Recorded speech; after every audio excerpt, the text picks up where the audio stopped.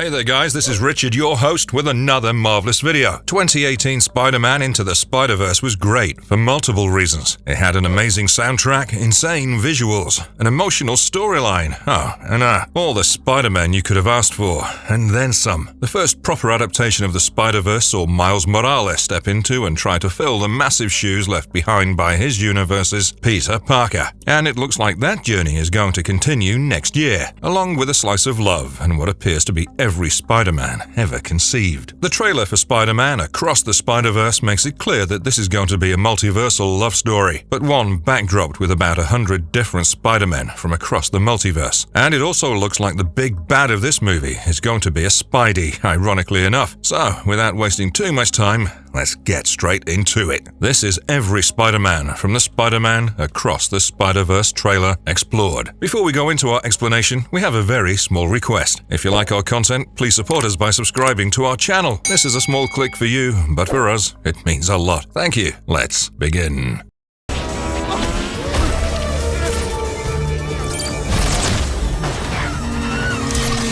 Spider-Man 2099. Let's start off with that antagonist we were talking about a few seconds ago, shall we? Miguel O'Hara, also known as aka Spider-Man 2099, is one of the more well-known variants of the web-slinger to make it to mainstream popularity, mostly thanks to his incredibly cool suit, though his backstory is no less tragic or horrifying than Peter's. Hailing from Earth 928, a dystopian future where a war between humans and mutants left both sides decimated, except for the uber-rich. Miguel was working for the mega-corporation Alchemax. Ring any bells? As a leading geneticist, Miguel's work focused on imprinting the genes of other species into the human physiology, but he also despised the hold his company had over his city Nuevo York and longed to see the day when a true superhero emerged once again. After having enough of his bosses pushing around, Miguel tries to hand in his notice of resignation, but was drugged instead, with Alchemax trying to silence him and protect their own secrets. Desperate for a way out, Miguel used his experiments on himself and ended up splicing his own DNA with that of a spider, thus gaining the powers of Spider-Man. As such, 50% of his DNA is that of a spider. Miguel is voiced by the immaculate Isaac Oscar in this film, whom you might know from Dune, Moon Knight, or X-Men Age of the Apocalypse, if you all remember that film.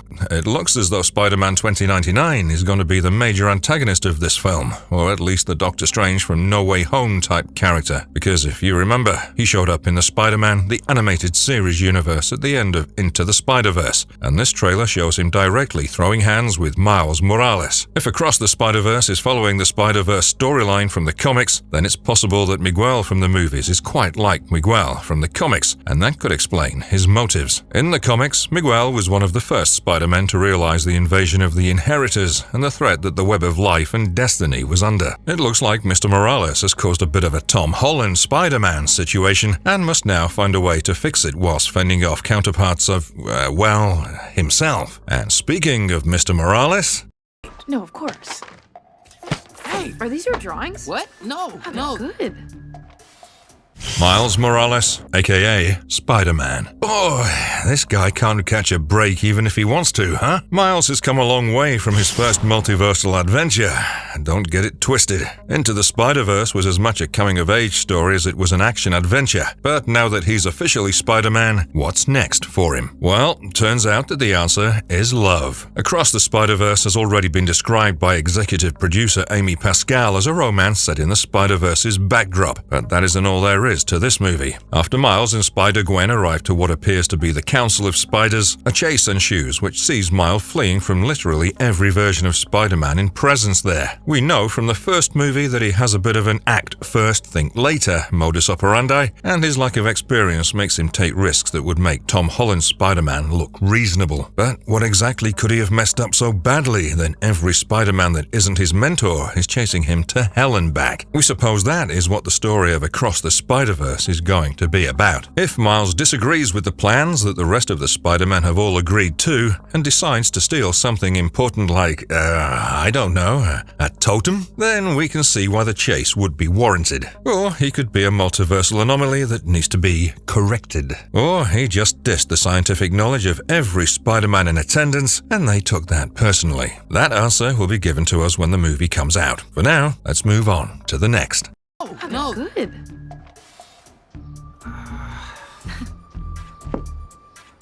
missed you too. Spider-Gwen, Miles Morales' closest multiversal ally after his mentor and his love interest in the movie. Spider-Gwen's role in this film appears to be that of ride-or-die partner who can kick more than some ass. Into the Spider-Verse made more than one allusion to the fact that this Spider-Gwen has more or less the same backstory as her Earth-65 counterpart. And if that is true, then her story in the movie can take an interesting turn. If you don't know what happened, well, Spider-Gwen wasn't exactly the altruistic hero that she's become now. Her initial days as Spider-Gwen were spent in service of gaining and maintaining popularity, and she learnt the great power, great responsibility maxim at a terrible cost. Spider-Gwen accidentally killed Peter Parker by pummeling him too hard in his lizard form, and that act can end up influencing her actions in this movie. It's Gwen who takes Miles to the Council of Spiders, and she is the one who reinforces the idea that they are the good guys of the film, as they run from presumably other Spider-Men. But she's absent from that chase scene we referenced earlier, and also can't be seen anywhere during the confrontation between Miles and Miguel. Is Gwen trying to keep Miles alive by selling him out? Is she actually oblivious to the purpose behind the Council's gathering? Questions that will be answered next June, and sadly for us,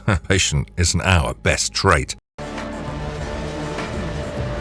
And he never doubts that he is loved.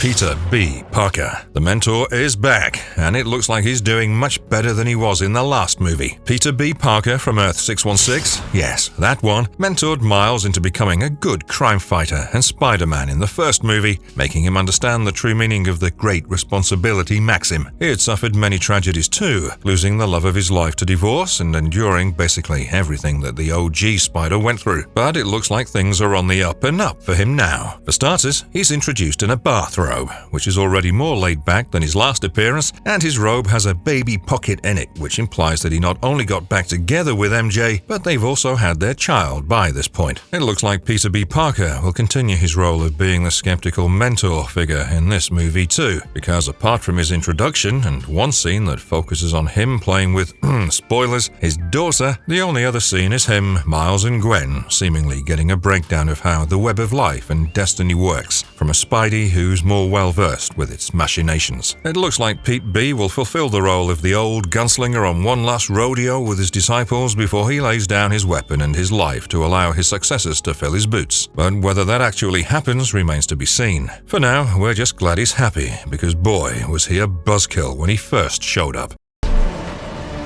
Make sure he never forgets where he came from.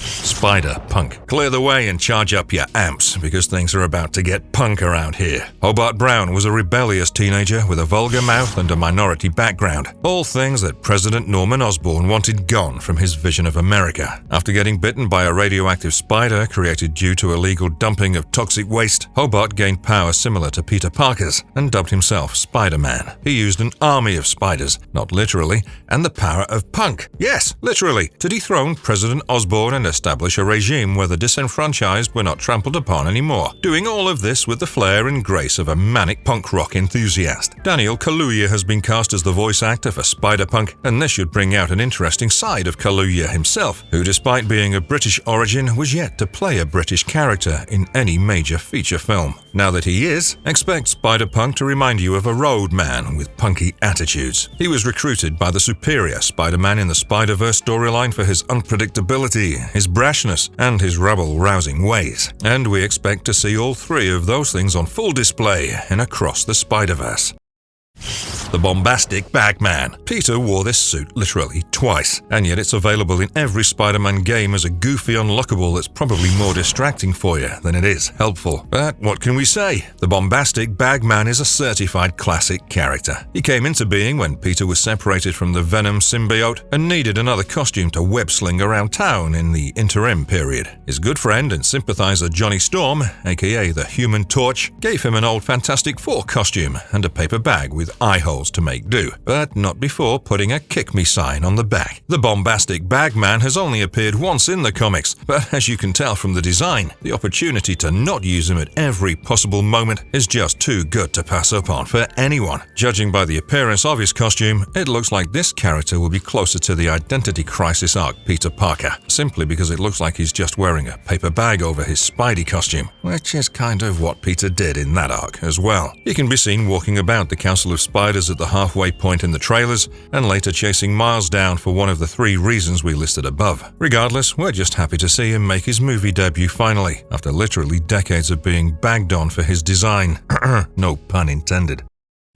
Manga-verse Spider-Man. As a longtime anime and manga fan, personally delighted to be seeing this version of Peter Parker finally come to life on the big screen. On Earth 2301, Peter Parker didn't receive his powers from a radioactive spider bite. Rather, he was part of a clan of ninjas called the Spider Clan, and was trained in the ancient ways of his clan by his sensei, Uncle Ben. When Ben died due to the machinations of the man called Venom, Peter, as the last of his clan, took on the mantle of Spider-Man and set out to defeat his enemies, discovering love and questioning life itself along the way. Manga-verse Spider-Man's design is admittedly unlike any manga we've ever seen, but we can't deny his unique charm. His costume is a DIY leotard with taped-up fists, gloves, and what look like hiking boots for those extra effective kicks. In the comics, he had a more than exciting encounter with Black Cat and was exposed to the Venom symbiote as well, which wasn't exactly an alien but a mysterious substance that was controlled by a group literally called the Shadow Clan. We still don't know exactly why Manga-verse Spider-Man will figure into the storyline of Across the Spider-Verse, but that's kind of the point of this exercise, isn't it? What we can say is whatever Peter did went against his idea of justice or something, because he too is chasing him rather promptly towards the end of the trailer. So we hope he has a big role in the movie.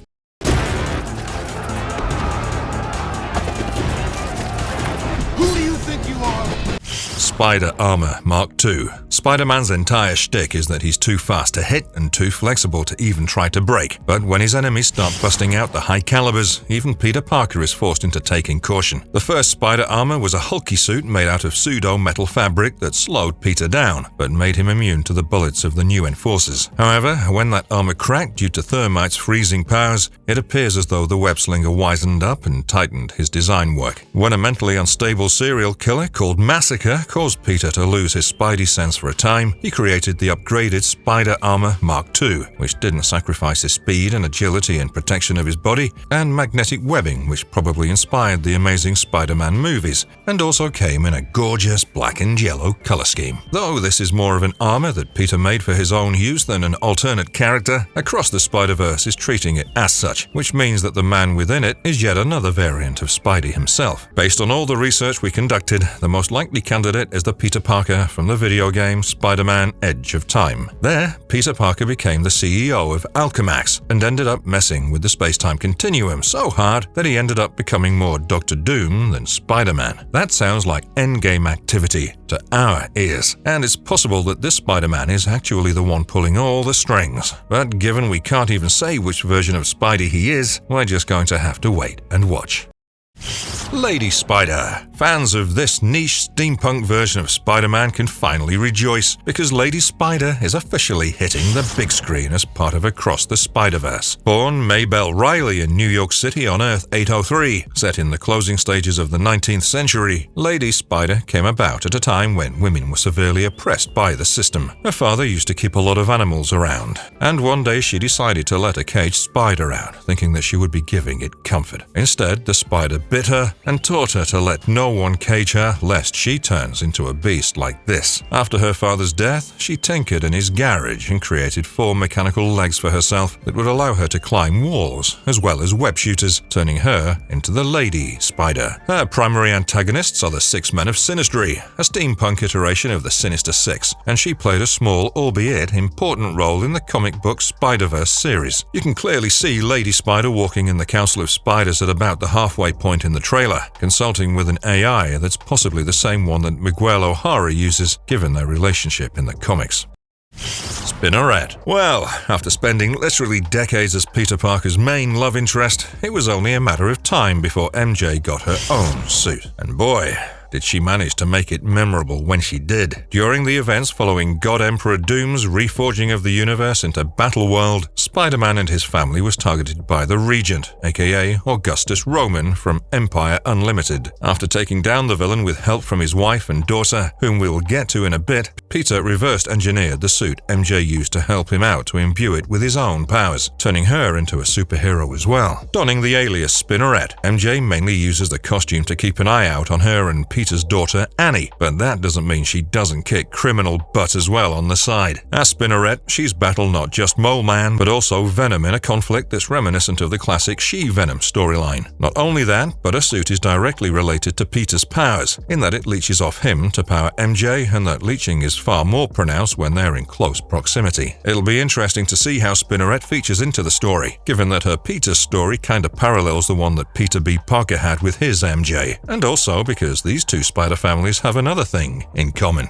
Spiderling. The little girl you see walking hand in hand with Spinneret at the Council of Spiders in the trailer is none other than Annie Mae Parker, the daughter of Peter and Mary Jane from the Renew Your Vows storyline. Annie is the best of both of her parents, but that is a recipe for certain disaster because she has inherited Peter's curious and intelligent nature, as well as MJ's headstrong attitude towards life. She was born with her spider powers, but her parents forced her to keep it silent as their main aim was to keep her safe from Regent. When that didn't happen, they decided to mentor her instead, and she was dubbed the Spiderling, owing to her extremely young age. But don't let that fool you for a second into thinking she's a baby on the battlefield. Her powers might just surpass her father's. For starters, her spidey sense allows her to glimpse the future to an extent, making her much more formidable as an opponent than Peter. And secondly, her decisiveness ensures that she doesn't make all the goofy mistakes her dad does when going up against his enemies. Spiderling and Spinneret appear to be a unit in the trailer, with the mother-daughter duo walking arm in arm at the Council of Spiders, so it'll be interesting to see where their allegiances lie once the spiders start converging on one another. Regardless of which side they end up on though, expect to see them stick to each other at the very least throughout the movie.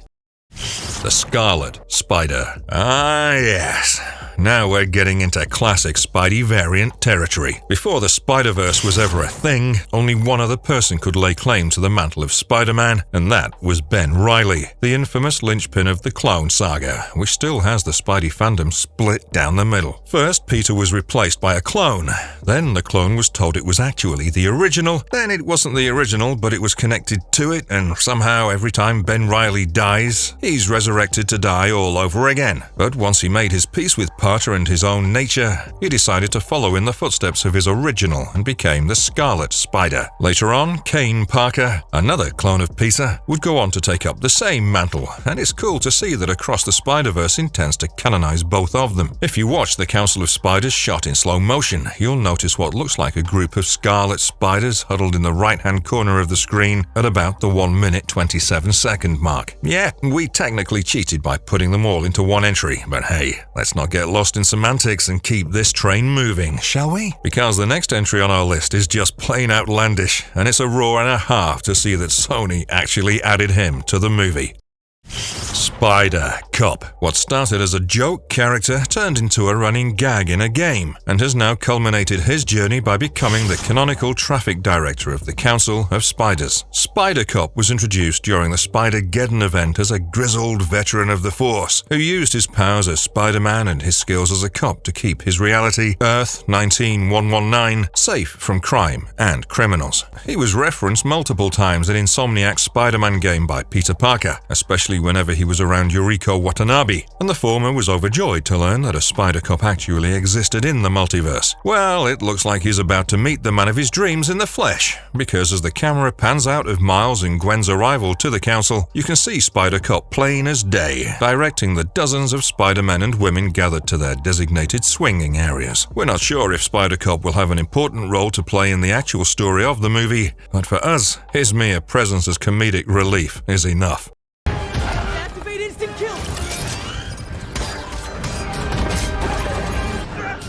Iron Spider. For those of you who were disappointed with the design of the Iron Spider suit from the MCU, worry not, for Sony Pictures has got you covered. The Iron Spider was one of the best original suit designs from the comics, and we don't care if you think otherwise. With the color scheme of the Iron Man suit and the nifty features that you've come to expect from anything called Spider, the armor was as awesome as it was symbolic, for it became representative of Peter Parker's stance with respect to the Superhuman Registration Act in the Civil War storyline. Because the Iron Spider suit is present in this movie, we have to assume that this is a Spider-Man that decided to stick with Tony Stark in that storyline as opposed to flipping over to the Secret Avengers. How that affects the story, if it does at all, is going to be intriguing, to say the very least. set it to overload, maybe I'll get a nice Thetasonic boom! Spider-Man Unlimited. Now this is a Spidey that's my personal favorite because growing up, Spider-Man Unlimited was just so unique and captivating to me. Peter Parker travels to and gets stuck in an alternate dimension counter-Earth which is ruled over by the High Evolutionary and his new men, animal-human hybrids whose preferred mode of transport was hovercrafts. Along for the ride are J. Jonah Jameson's son and Spidey's old enemies Venom and Carnage, who have their own agendas. Spider-Man Unlimited was great because it gave Spidey a suit that actually did something besides keeping his identity a secret for the first time in the Marvel animated universe. And we're talking about something he'd use as his main suit, not an upgrade. He could fly, turn invisible, and just had generally far more tools at his disposal than he used to. But at the same time, he is in an unforgiving universe where even these new hijinks aren't enough to keep him safe sometimes. Spider-Man Unlimited was cancelled right before the final episode of its first season aired, and that was building towards a battle between the human resistance and the High Evolutionary and his new men. So it would be a neat moment of closure if they addressed that in the movie. As for his role in the movie, we spotted him toward the end when seemingly every Spider-Man was out for Miles' blood. So there's that. Spider-Monkey. Flingin' feces. Oops, did we say that out loud? Looks like we're on Earth 8101 then. Spider-Monkey is exactly what you think he is. A primate with the powers of Spider-Man. A part of Marvel's Ape-verse, Spider-Monkey was actually one of the more tragic parts of the original Spider-Verse series, where he was killed by the inheritor Gen X. Given that the Miles Morales trilogy seems to be focusing on the Spider-Verse event and building up to a multiversal crisis exclusive to the Spider-Man, it wouldn't be a stretch to assume that Spider-Monkey might suffer a similar fate to his comic book counterpart. Whether that actually happens remains to be seen, because we still don't exactly know anything about the plot of Across the Spider-Verse.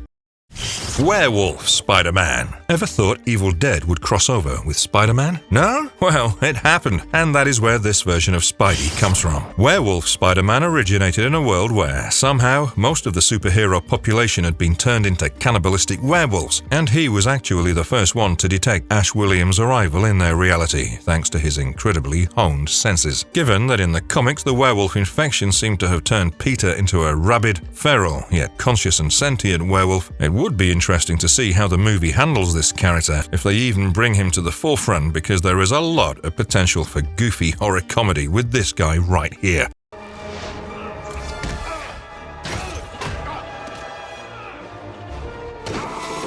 Black Costume Spider-Man. Of the multitude of times that Peter Parker's story has been retold, there has always been one constant: the fact that at some point he will get the symbiote suit, and that will lead to the birth of his greatest nemesis, Venom. We don't need to get into the story of the Black Costume, because you all know about it by now, or at least some version of it. What we do want to know is who is underneath that mask, because this could be a Spider-Man at various points in his journey as a crime fighter, and if he is the character from the Spider's Shadow storyline, then boy, are we in for a ride. And he never lets anyone. Jessica Drew's Spider-Woman. This is going to be one of the more interesting takes on the Spider-Woman character because, for starters, nothing about Sony's Jessica Drew is similar to her comic book counterpart. In the comics, Jessica Drew was the daughter of anthropod scientist Jonathan Drew and Miriam Drew, the latter of whom had inherited land in Transia on Wundagore Mountain. The uranium deposits in their inheritance ended up poisoning the 3-year-old Jessica, so her father had to use spider DNA and help from the High Evolutionary to save her life. He ended up giving her spider powers in the process, and that's how Jessica Drew became Spider-Woman. She has arguably faced more mental trauma than Peter, because for some reason all her enemies are determined to make her think that she started life as a spider, and will end it as one, not as the human being that she so clearly was born as. Sony has taken an interesting approach with her, giving her more of a cyberpunk look, and a cool bike that we can see her revving on a mechanical vulture. It looks like Jessica is going to be the key to understand the conflict between Miles and Miguel, because the trailer suggests that she'll befriend Miles and Gwen, but then later side with Miguel and leave through a portal with him. Jessica could be the narrative thread that leads to the Council of Spiders understanding the true threat to their existence, and we can't wait to see how Issa Rae plays her part.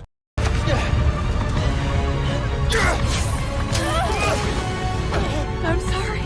It's okay.